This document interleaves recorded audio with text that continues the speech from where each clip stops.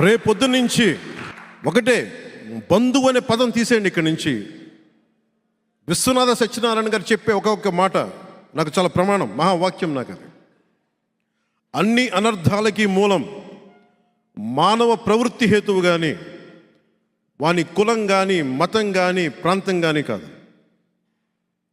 వీళ్ళ దిగజారుడు తనానికి కులం ఒకటి మద్దతు అయిందంటే అది డేంజర్. కులం అందరికీ పడిపోతుంది.